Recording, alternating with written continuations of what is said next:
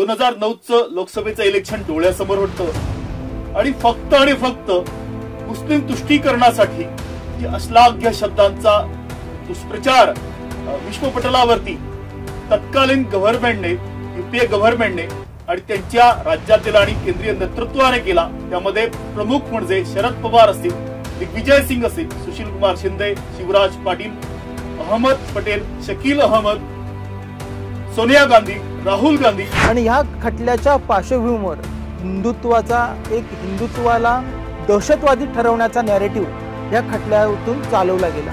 बेकायदेशीरपणे एमसीएसी अंतर्गत आम्हाला कारागृहांमध्ये सडवण्यात आलं। हजारोपेक्षा जास्त हिंदुत्ववादी, धर्मनिष्ठ, काँग्रेस विरोधी लोकांना पकडून आणण्यात आलं होतं। त्यापैकी काही जणांना आरोपी बनवलं, काही जणांना साक्षीदार बनवलं। बहुतांशी आरोपींनी नार्को टेस्टसाठी, पॉलिग्राफ टेस्टसाठी, ब्रेन मॅपिंग टेस्टसाठी स्वेच्छेने आम्ही तयार झालेलो होतो।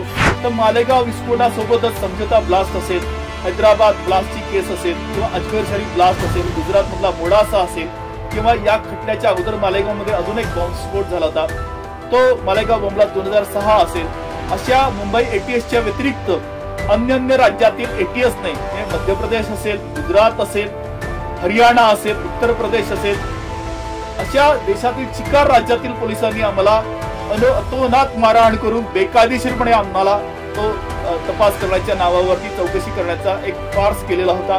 त्यांना हे कळत होतं की आम्ही सत्य सांगतोय, आमचा या खटल्याशी तीळ मात्र संबंध नाहीये, पण तरी सुद्धा गांधी वधानंतर जसं काँग्रेसने त्या निरपराध हिंदूंना, हजारो हिंदूंना गोवलं आणि शेकडो कुटुंब अक्षरशः जाळून टाकली। धर्मभ्रष्ट करण्यासाठी मोठे मोठे मासाचे तुकडे तोंडामध्ये कोंबून त्यांचा धर्मभ्रष्ट करण्याचा प्रयत्न झाला। परमवीर सिंग, मी त्याला परमवीर कधी म्हणत नाही, मी त्याला परम क्रूर सिंग म्हणतो। या महाराष्ट्रावरती औरंगजेब आणि अफजल खानानंतरचं जे काही आक्रमण असेल ना, तर या क्रूर कर्म्याचं ते आक्रमण आहे असं माझं ठाम म्हणणं आहे।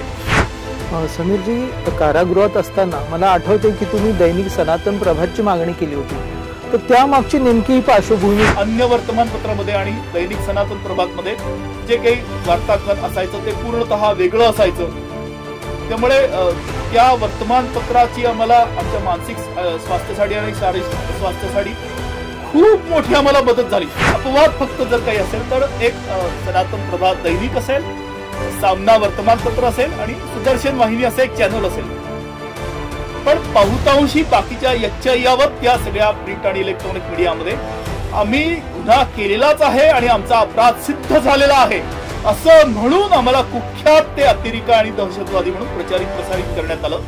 तर त्यांना कधी सत्तेवरती येऊ देऊ नका, शेवटच्या श्वासापर्यंत काँग्रेसला मतदान करू नका, जिथे जिथे काँग्रेसचं सरकार आहे त्याचा पाडाव करण्यासाठी प्रयत्नांची शिकस्त करा।